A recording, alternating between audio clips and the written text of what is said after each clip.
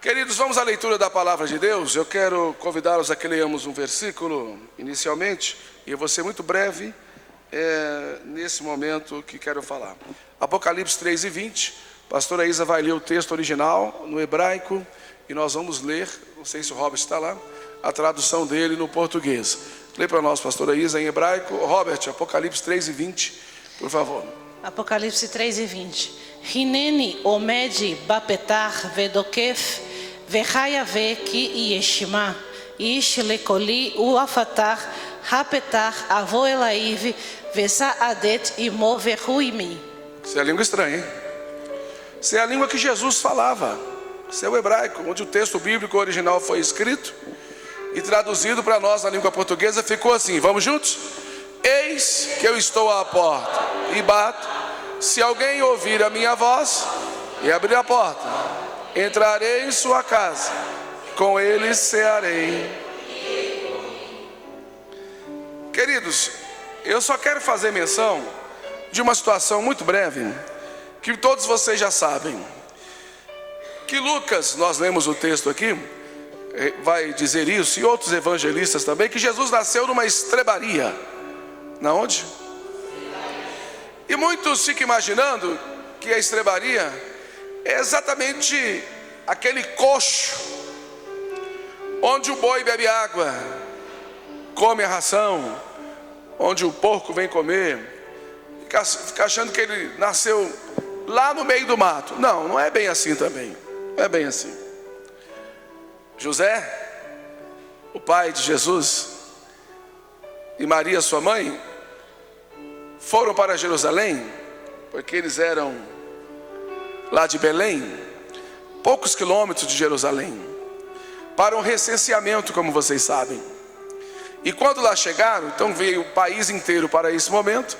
Então não tinha vaga nas hospedagens, nas pousadas, estavam lotadas. Ora, Maria começou a sentir contrações para poder dar à luz. Coloca para mim 2:7 de Lucas, Herbert. Esse versículo também é Robert, né? Eu falei o quê? Como que eu falei? Não, você falou Herbert, é Robert, né, Marcos? 2:7, juntos. E deu à luz ao seu filho, falando de Maria, primogênito, filho o quê? E envolveu-o em panos e deitou numa. Por quê? Então, no quarto principal, na sala principal, nas hospedagens principais, não havia lugar, estava cheio. O Jesus precisava nascer, mas não havia lugar. Estrebaria é aquela casa, quem morou na roça e sabe disso, lá na casa da minha avó, em Minas, tem muito disso aí. Tem a casa principal, e fora da casa, distância ali de uns 2, 3, 4, 5 metros, tinha uma casinha que era a despensa. Era um quarto onde guardava os alimentos, uma janela, né, porta, uma janela, e para o lado de fora daquela casinha já tinha um coxo beirando aquela casinha assim, onde da janela mesmo se colocava o milho naquele coxo. Já viu isso, irmão? Aí os animais vinham e comiam ali, não é isso? Ou do outro lado tinha, sei lá, um lugar para jogar milho para as galinhas, enfim. Então o que acontece? Ali era um quarto, só que é um quarto de guardar os mantimentos. E do lado de fora os bichos comem ali ao redor. Então Jesus nasceu ali, Maria e José ficaram hospedados nesse quartinho. Não é o quarto dentro da casa, não é o quarto principal, mas também não foi no relento, lá no curral. Foi num quartozinho da despensa, onde os animais estão ali ao redor, ao amanhecer do dia, ou dependendo do horário que o dono serve o alimento. Então essa é a chamada manjedoura, porque pelas fotos, pelas imagens que nos vêm, a impressão é que Jesus nasceu lá dentro do curral mesmo, junto com os estrumes do boi, da vaca. Não, não foi assim, tá? Então eles passaram a noite naquela casinha, que não era a hospedagem principal. Os animais, obviamente, ali pelo lado de fora, aquele cheiro não era muito bom, mas ali Jesus nasceu, porque não havia lugar nos lugares principais. Não havia lugar para Jesus, para José, Maria e Jesus na cidade. Queridos, e eu quero com essa fala reverberar esse sentimento que pairou no meu coração ao meditar sobre essa palavra. ainda hoje, século 21, 2019, quase 2000 anos depois, ou um pouco mais de 2000 anos depois desse fato, em muitos lugares, em muitas casas, em muitas hospedagens, ainda não existe lugar para Jesus. Jesus ainda não encontra lugar no coração de muitas pessoas, ricas ou pobres. A gente tem costume de pregar aqui na igreja dizendo que bem-aventurados são os pobres porque dos tais é o reino de Deus. E o texto é muito importante e nós precisamos rever isso, porque às vezes você confunde pobreza com humildade, não é isso? Tem gente que é pobre, mas não é humilde. Ele é pobre, mas se pisar no pé dele, você arruma uma briga na hora, uma confusão. É orgulhoso, não aceita ajuda, não é isso? Então ele é pobre, mas não é humilde, não é isso? Então quando a Bíblia fala bem-aventurados os pobres de espírito, não é o pobre de dinheiro, não é o pobre de recursos financeiros, é aquele que se esvazia, se empobrece do orgulho, da ganância, de todo o ímpeto humano, para render-se ao poderio maior de Deus através de Jesus, o seu Filho. E durante 2000 anos a história foi mascarada durante um tempo, e agora ela está voltando à tona. O fato é que Jesus é pregado de forma certa ou errada, correta ou equivocada. Jesus é pregado. Ainda 2000 anos, ou seja, depois, nós estamos aqui falando do Filho de Deus. Nasceu em Belém aquele que viria para mudar a história da humanidade, aquele que, enquanto a lei dizia, ouça-me, enquanto a lei dizia que você não poderia tocar no leproso, porque senão o leproso ficava também imundo.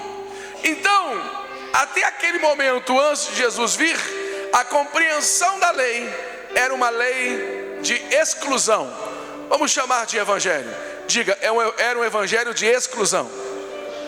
Jesus vem mostrando para nós que com a mesma lei você pode trazer uma interpretação muito mais suave e transformar o evangelho em um evangelho de inclusão. Em um evangelho de quê? Inclusão. Ao passo que quando tocaram o leproso estava e teria que se purificar no templo, Jesus, Marcos vai dizer, que ele estende as mãos na distância de um braço daquele leproso e toca no leproso, para mostrar que o evangelho é um evangelho de inclusão e não um evangelho de exclusão. Jesus conversa a sós com uma mulher samaritana na beira de um poço, de propósito, mandou os meninos, os discípulos para a cidade, e ficou a sós com aquela mulher, coisa que o evangelho excluía daquela época. Aquilo era um escândalo terrível. Não sei se alguém encontrasse o pastor Isaías Lima ou qualquer dos pastores aqui a sós na beira de um tanque, conversando com a mulher que era de outra etnia, de outra religião, eu não sei se vocês iriam gostar. De repente iria dizer, não, eu não quero, esse pastor aí está causando um escândalo, eu não quero ele como pastor. E Jesus estava a sós com essa mulher, mostrando que o evangelho que ele veio trazer é um evangelho de inclusão. Não é aquele evangelho de malícia, não é aquele evangelho que as pessoas só pensavam maldade. Não, é possível você sim comungar com as pessoas, trazendo o verdadeiro sentimento de um cristão, sem segundas intenções. Então o evangelho dele é um evangelho de inclusão. Quem entende, diga amém. Jesus comeu com pecadores que a lei ou o evangelho da época excluía. E Jesus entrou na casa de pessoas que pela lei da época ou pela religião ele era excluído. Por quê? Porque eram pessoas tidas, consideradas ladras ou ladrões, enganadores, roubadores do povo. E Jesus entrou e comeu com eles naquela casa. E não apenas comeu com eles, Jesus trouxe uma lição para aquela casa. Jesus trouxe uma cura para aquela casa. Jesus trouxe milagre para aquela casa. E um dia chegou uma mulher com um vaso cheio de especiarias caríssimas, transportadas da Índia até chegar na terra de Israel.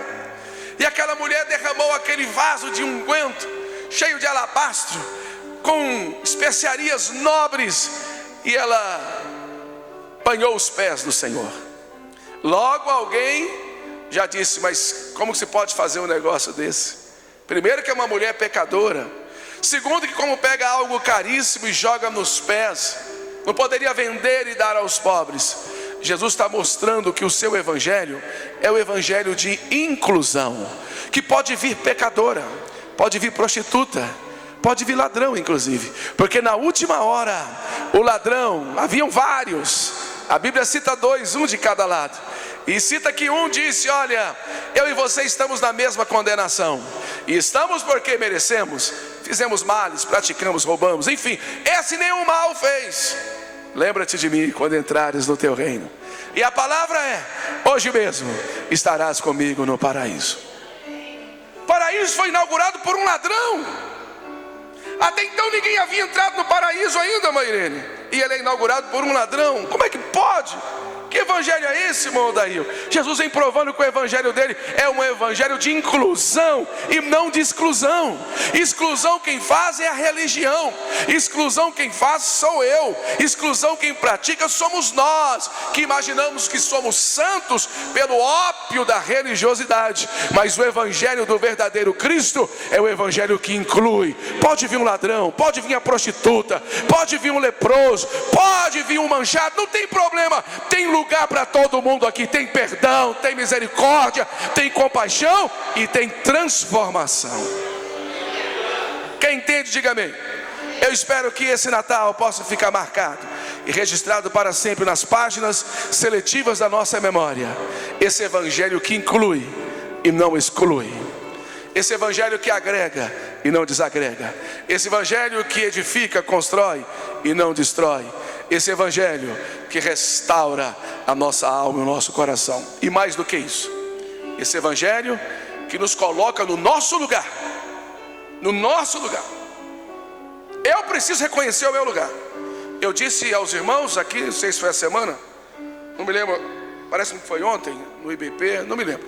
Eu disse aos irmãos que eu fui ao velório, acho que foi domingo, né, no batismo, ao velório do filho, do neto do irmão Zé Alonso, que congrega lá no oratório com o pastor Eduardo. E nesse velório tinha uma pessoa falando, pastor, e eu fiquei ouvindo até que chegasse a minha vez de falar. E eu fiquei tão incomodado com aquelas palavras. Certamente ele não falou por maldade, ele aprendeu assim. Várias pessoas não crentes ali chorando, e ele disse assim: olha, eu sou santo o suficiente, nós que somos crentes aqui, somos santos, separados e consagrados o suficiente para entender esse momento que, se nós morrermos agora, nós estamos diferentes de vocês, porque Deus nos deu a condição de sermos melhores do que os pecadores. Tudo bem, quer falar assim, quer se sentir assim, não tem problema. Mas o grande Mandina Diná, vamos dizer que a senhora não é crente, está numa reunião que alguém já está jogando a senhora lá fora como pecadora, e ele se colocando 10 vezes melhor do que a senhora. Isso gera entre nós uma distância muito grande. E na hora que se faz um convite, alguém quer aceitar esse Jesus, eu que não quero. Um evangelho desse, que me separa das pessoas, inclusive dos meus familiares, me coloca melhor do que todos. Escute-me, eu sei que aqui tem gente que tem 40 anos de crente, 50 anos de crente. Está ali a pastora Raquel, toda bonitona, glória a Deus. Eu posso falar isso porque tem idade de ser minha mãe, não é isso? E tantas outras bonitonas que tem aqui, a irmã Julinha também do lado, 50 anos nessa igreja, mais de 50 anos de crente, e outros aqui também. Eu sei que tem pessoas aqui com mais de 50 anos de crentes. Só que, me desculpe, esses 40, 50 anos de crentes não garante uma santidade, não garante uma salvação, não garante uma diferença entre você e aquele que não é crente. Sabe o que é que garante? Uma humildade em reconhecer que Deus, através do seu Filho, nos incluiu, e todos os dias nos inclui pelo seu perdão, pela sua misericórdia, pela sua compaixão, e nós estamos no caminho, gente. Enquanto não chegarmos lá, não dá para dizer que somos melhores do que ninguém, porque eu posso tropeçar amanhã, sim ou não? Sim ou não? A Bíblia diz que quem está em pé pode ficar tranquilo, que você nunca vai cair, meu irmão. O que é que ela diz? Cuide-se para que não caia. E ao que está caído, o que é que a Bíblia diz? Deus pode, Deus tem poder para o levantar. Então, queridos, é esse evangelho de inclusão que esta igreja precisa entender. Então eu estou aqui, você está aqui, sabe por quê? Porque a compaixão, a misericórdia, o amor nos abraçou, nos incluiu, mesmo eu cheio de defeitos, eu cheio de falhas. Olha, gente, eu vou encerrar. Vamos em pé, por gentileza? Porque nós vamos cantar uma canção e encerrar com essa canção. Mas eu vou encerrar pedindo à pastora Isa que lê mais um versículo para mim, que está lá no livro de Jeremias 29, não é isso, pastora? Isso, e 28, lê para mim esse versículo em hebraico, 29 e 13, coloca para mim aí, Robert, e vamos ler o último versículo para a gente ir embora. Diz assim, pode ler, ela vai ler em hebraico e depois vamos ler a tradução. וביקשתם אותי ומתעשיתם כי תדרשנו בכל לבביכם. Pode ler de novo, por favor, que isso é uma língua estranha. Hoje, pode convidando o pessoal já para vir aqui, por favor. וביקשתם אותי ומתעשיתם כי תדרשני בכל לבביכם. Essa é a língua que Jesus falava. E a tradução para nós chegou assim, vamos lá? 3, 2, 1.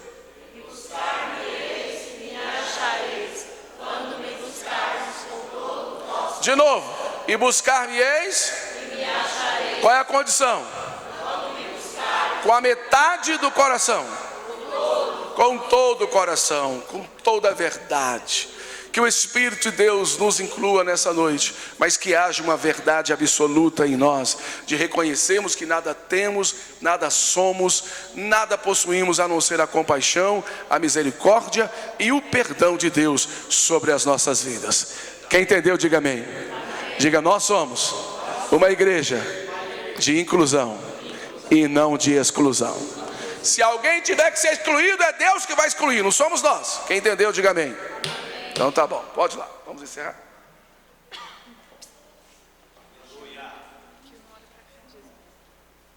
Vamos encerrar com essa canção bem bonita.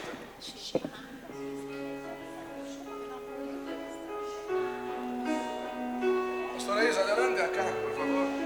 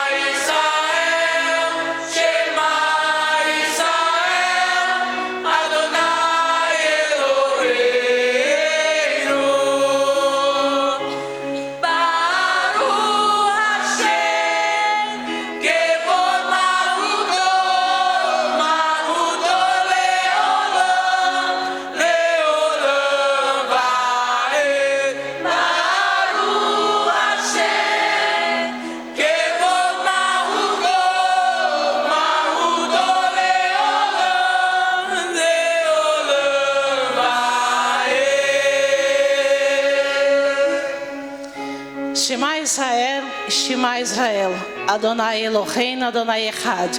Ouve, ó Israel, o Senhor teu Deus é único. Adonai Tzidkeinu, Adonai Yeshuateinu, o Senhor é santo, o Senhor é Deus. Baruch Hashem, Kevod Malchuto Leolam, Leolam Vaed. Bendito seja o Senhor, desde agora e para todo sempre. Glória a Deus.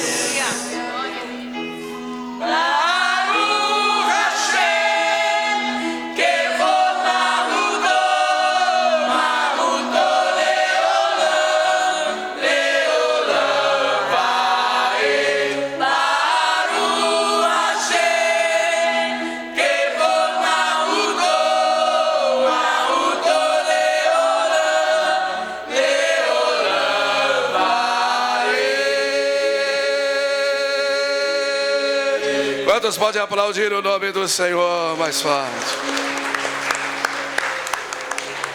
Vamos embora para cá.